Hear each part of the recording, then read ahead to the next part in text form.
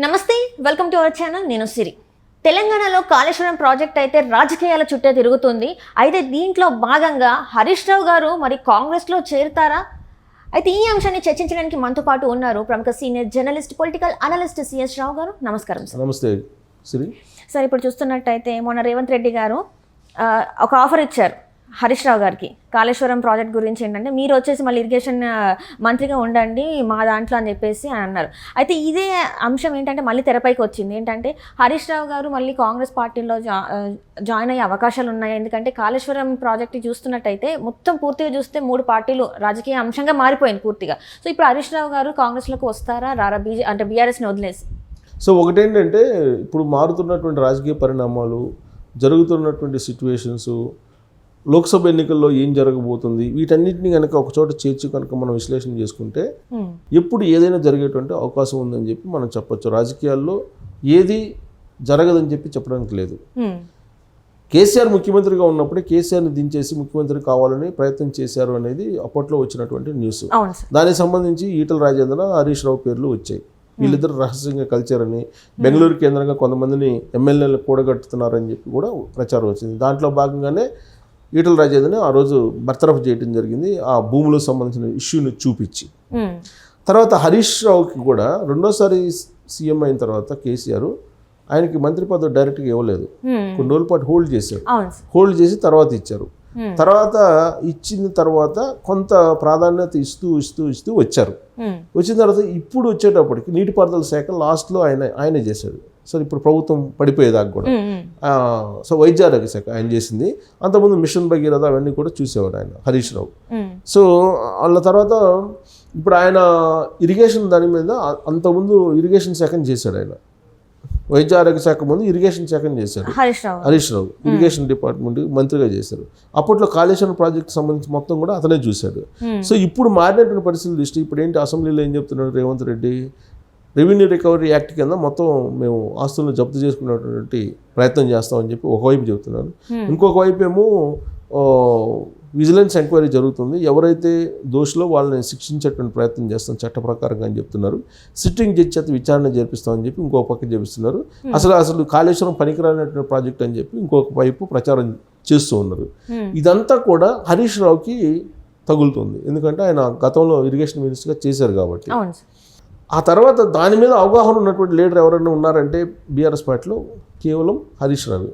ఇరిగేషన్కి సంబంధించి అవగాహన పూర్తిగా అటు కేసీఆర్కి, హరీష్ రావుకి మాత్రమే తెలుసు. మిగతా ఎవరికి కూడా పెద్దగా అవగాహన లేదు. కొద్దిగా గొప్ప ఏదైనా మెసేజ్ ఫార్వర్డ్ చేస్తే దాన్ని అసెంబ్లీలో వినిపించడం తప్ప డైరెక్ట్గా ఏం లేవు. ఇలాంటి పరిస్థితుల్లో హరీష్ రావు ఏమన్నాడంటే అసెంబ్లీ వేదికగా చేసుకొని మీకు చేత కాకపోతే దాన్ని మరమ్మతు చేయటం, నాకు సీఎం పదవి ఉండి నేను చేసి చూపిస్తానని చెప్పి హరీష్ రావు అన్నారు. హరీష్ రావు అన్నటువంటి క్రమంలో కాంగ్రెస్ పార్టీ వాళ్ళు ఒక ఎత్తుగడ వేస్తున్నారు. ఎందుకనంటే హరీష్ రావుకి కేటీఆర్కి మధ్య కొంత గ్యాప్ ఉందనేది వాళ్ళకి తెలుసు. అలాగే కల్వకుంట ఫ్యామిలీలో ఉండేటువంటి లూప్ హోల్స్ ఏంటి అనేది కూడా రేవంత్ రెడ్డికి బాగా అవగాహన ఉంది. ప్లస్ ఇప్పుడు అధికారం ఉంది రేవంత్ రెడ్డి చేతిలో, నిఘా విభాగాలు ఉన్నాయి, ఇవన్నీ ఉన్నాయి కాబట్టి సామదాన భేద దండోపాయాలు ఏవైతే ఉన్నాయో వాటన్నింటిని ఉపయోగించవచ్చు అధికారం ఉంటే అనే దాన్ని నిరూపించినటువంటి ముఖ్యమంత్రి కేసీఆర్ అప్పట్లో. సో ఇప్పుడు టచ్ చేశాడు కేసీఆర్ రేవంత్ రెడ్డిని. ఏమన్నారు, నల్గొండ వేదికగా సో ఆయన్ని అన్పార్లమెంటరీ వర్డ్స్ తోటి ఉపయోగించారు. అసెంబ్లీ వేదికగా అన్పార్లమెంటరీ వర్డ్స్ని ఉపయోగించి కేసీఆర్ని కూడా రేవంత్ రెడ్డి ఇచ్చారు. సో మాట పెరిగింది. నువ్వెంత అంటే నువ్వెంత, మరో 10 సంవత్సరాలు నేనే సీఎంగా ఉంటాను, ఎలా ఉంటానో నేను చూపిస్తాను, నువ్వు ఎలా అవుతావు మళ్ళీ నేను చూస్తానని చెప్పి లేటెస్ట్గా రేవంత్ రెడ్డి కూడా ఛాలెంజ్ చేశాడు. అంటే ఈ ఛాలెంజెస్ కనుక మనం చూస్తుంటే బీఆర్ఎస్ పార్టీని ఉనికి కోల్పోయేలా చేసేటువంటి పరిస్థితులు అయితే కనిపిస్తూ ఉన్నాయి. ఆ విధంగా చేయాలంటే ఒక హరీష్ రావుని ఆ పార్టీ నుంచి తప్పించాలి అనేది కాంగ్రెస్ పార్టీ యొక్క వ్యూహంగా ఉండొచ్చు. ఆ వ్యూహాన్ని కనుక అమలు చేయాలని కనుక ప్రయత్నం చేస్తే, హరీష్ రావుని కనుక ఆకర్షించగలిగితే కాంగ్రెస్ పార్టీలోకి, అప్పుడు బీఆర్ఎస్ పార్టీ మనుగడ ప్రశ్నార్థకంగా మారేటువంటి అవకాశం ఉంది. గతంలో కూడా ఉమ్మడి ఆంధ్రప్రదేశ్ ఉన్నప్పుడు రాజశేఖర రెడ్డి సీఎంగా ఉన్నప్పుడు హరీష్ రావు మీద ఆపరేషన్ చేయడం జరిగింది. అప్పట్లోనే కాంగ్రెస్ పార్టీకి హరీష్ రావుని తీసుకోవాలనే ప్రయత్నం రాజశేఖర రెడ్డి చేశారు. ఆ తర్వాత ఆయన హెలికాప్టర్ ప్రమాదంలో మరణించారు. దాంతో అది శాశ్వతంగా ఇంకా ఉండిపోయింది ఆ ఇష్యూ. ఆ తర్వాత బీఆర్ఎస్ పార్టీ బలపడింది, అధికారంలోకి వచ్చింది, అన్నీ చూసాం మనం. అయితే ఇప్పుడు రాజశేఖర రెడ్డి ఏదైతే అనుకున్నారో అది చేయడానికి ఇప్పుడు రేవంత్ రెడ్డి సిద్ధమవుతున్నారు. రాజశేఖర రెడ్డిని ఆదర్శంగా తీసుకున్నారు ఆయన. రాజశేఖర రెడ్డిని ఆదర్శంగా తీసుకొని ఆయన మొత్తం కాంగ్రెస్ పార్టీని బలోపేతం చేయడంతో పాటు మిగిలినటువంటి వాళ్ళని ఏ విధంగా కలుపుకొని పోవాలి అనేది కూడా ఆయనే ఢిల్లీ నుంచి హైదరాబాద్ వరకు మొత్తం ఆయనే నడుపుతూ వస్తూ ఉన్నాడు రేవంత్ రెడ్డి. దీంట్లో భాగంగా ఇప్పుడు హరీష్ రావుని కనుక తీసుకుంటే కాంగ్రెస్ పార్టీలోకి ఈ మొత్తం ఇష్యూ కాళేశ్వరం ప్రాజెక్టు మొత్తం కూడా కల్వకుంట్ల ఫ్యామిలీ మీద విచారణ చేయించేసి హరీష్ రావుని కాంగ్రెస్ పార్టీ వైపు ఆకర్షించాలి అనేటువంటి ఒక ప్రయత్నం జరుగుతుందనేది చర్చ కూడా జరుగుతోంది. సో ఇలా కాకుండా ఉంటే ఇరిగేషన్కి సంబంధించి లేదా కాళేశ్వరం ప్రాజెక్ట్కి సంబంధించి పూర్తి వివరాలు, అక్రమాలు, అవినీతి, మళ్ళీ పునర్నిర్మాణం ఇవన్నీ చేయాలని అంటే హరీష్ రావుకి మొత్తం పూర్తిగా అవగాహన ఉంది కాబట్టి ఆయన్ని మంత్రిగా తీసుకుంటాను, నువ్వు రా, నేను మంత్రి పదవి ఇస్తానని ఆఫర్ చేశాడు. కేసీఆర్ చేశాడు, హరీష్ రావు కూడా చేశాడు. ఒకవేళ ఈయన ఇచ్చినటువంటి ఆఫర్ని ఆహ్వానించి హరీష్ రావు కనుక వస్తే తన క్యాబినెట్లోకి తీసుకున్నటువంటి అవకాశం ఉందనేది కూడా మరొక చర్చ జరుగుతుంది.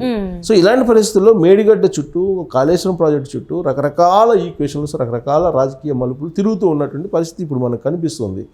ఆ మలుపు కనుక ఇప్పుడు రేవంత్ రెడ్డి అనుకున్న విధంగా జరిగితే హరీష్ రావు కాంగ్రెస్ పార్టీలోకి వస్తారేమో అనేటువంటి ఒక టాక్ అయితే వినిపిస్తుంది. పైగా ఆయన నాకు ఇప్పుడు ఏమంటున్నారు, రేవంత్ రెడ్డి ఏమంటున్నారు, మీరు దాన్ని రిపేర్ చేసే పని అయితే, దాన్ని కనుక రికవరీ చేసి మొత్తం మళ్ళీ కనుక కట్టించే పని అయితే ఎవరు వస్తారో మీరు రండి, నేను మంత్రి పదవి కూడా ఇస్తాను, ఇరిగేషన్ శాఖని ఇచ్చేస్తాను, మీకు అప్పచెప్తాను, మీరు చేయండి అంటున్నారు.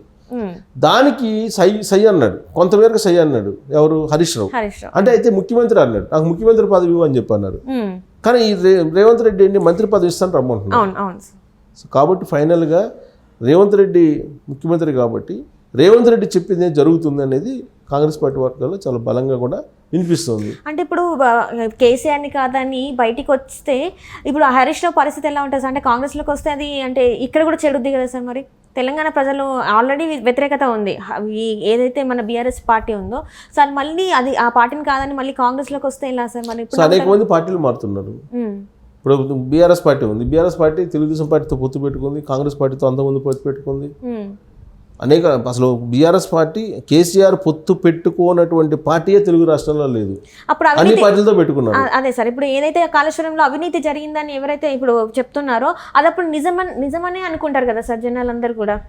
సో నిజమని నిరూపిస్తారు కదా, ఆల్రెడీ ఎంక్వైరీ చేస్తారు. ఎంక్వైరీ చేసి దానికి ఎవరు చేశారు, అప్పుడు ముఖ్యమంత్రిగా ఉన్నటువంటి కేసీఆర్, స్పెషల్ సెక్రటరీగా ఉన్నటువంటి వాళ్ళు అక్కడ రజత్ కుమార్, తర్వాత స్మితా సఫర్, వాళ్ళ చేతుల మీదుగా మొత్తం ఫైల్స్ నడిపి మొత్తం ఇరిగేషన్ శాఖని ఆయనే హ్యాండ్ ఓవర్ చేసుకున్నారు కదా. ఫస్ట్ ఫేజ్లోనే మాత్రమే హరీష్ రావు చేతిలో ఉంది ఇరిగేషన్ డిపార్ట్మెంట్. ఆ సెకండ్ ఫేజ్కి వచ్చేటప్పుడు రెండోసారి ముఖ్యమంత్రి అయిన తర్వాత మొత్తం వ్యవహారాన్ని మొత్తం కేసీఆర్ నడిపారు కదా. కేసీఆర్ నడిపి మొత్తం నా రక్తం నా చెమట అని అన్నారు కదా. సో కాబట్టి హరీష్ రావు రోలు ఫస్ట్ ఫేజ్లో ఉంటుంది, సెకండ్ ఫేజ్లో లేదు కదా. ఈ మొత్తం జరిగింది సెకండ్ ఫేజ్లో కదా. సో కాబట్టి హరీష్ రావు సేఫ్ సైడ్గా బయట రావచ్చు.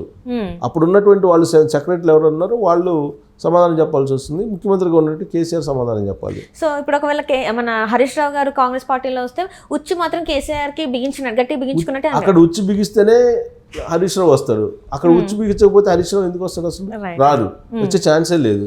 కాబట్టి ఇప్పుడు కాళేశ్వరం అనే దాన్ని చూపించి సామధాన భేద దండోపాయాలు అనేది ఉపయోగించడం రాజకీయాల్లో సర్వసాధారణం అనేది కేసీఆర్ నిరూపించాడు. సో అదే పందాలో రేవంత్ రెడ్డి కూడా వెళ్ళాల్సిన అవసరం కూడా ఉంది ఆయనకి అనేది చాలా క్లియర్గా ఆయనే చెప్తున్నాడు. సో కాబట్టి ఆ విధంగా చేస్తే కనుక ఆపరేషన్ హరీష్ రావు నుంచే స్టార్ట్ అవుతుందేమో అనేది ఒకటి ఇప్పుడు తాజాగా నడుస్తున్నటువంటి ఒక చర్చ. ఆల్రెడీ 29 మంది ఎమ్మెల్యేలు టచ్లో ఉన్నారని కొంతమంది చెబుతున్నారు కదా. మొన్న కూడా కొంతమంది వెళ్ళి కలిసి రావడం జరిగింది రేవంత్ రెడ్డి గారిని. సో బీఆర్ఎస్ ఖాళీ అయిపోతుంది అంటారు త్వరలో సో అని కాంగ్రెస్ వాళ్ళు చెప్తున్నారు, మనం కాదు. కాంగ్రెస్ వాళ్ళు చెప్తున్నారు, వాళ్ళకి ఇన్ఫర్మేషన్ లేకుండా ఎందుకు చెప్తారు? ప్లస్ గవర్నమెంట్ ఉంది, గతంలో గవర్నమెంట్ ఉన్నప్పుడు కేసీఆర్ ఏం చేశాడు, తెలుగుదేశం పార్టీని నామరూపాలు లేకుండా చేశారు కదా. అలాగే 12 మంది కాంగ్రెస్ పార్టీ ఎమ్మెల్యేలు తీసుకున్నారు కదా 2022లో ప్రాంతంలో. సో కాబట్టి ఇవాళ కేసీఆర్ ఏమంటానికి కూడా లేదు, బీఆర్ఎస్ పార్టీ ఎమ్మెల్యేలు తీసుకున్నప్పటికి కూడా ఏమంటానికి కూడా లేదు. ఆ రోజు బంగారు తెలంగాణ అని చెప్పి ఆయన అందరిని తీసుకున్నాడు. ఇప్పుడు రేవంత్ రెడ్డి ఏమో తెలంగాణ రీకన్స్ట్రక్షన్ పేరుతోటి మళ్ళీ తీసుకున్నాడు. Right sir, right. Thank you so much sir.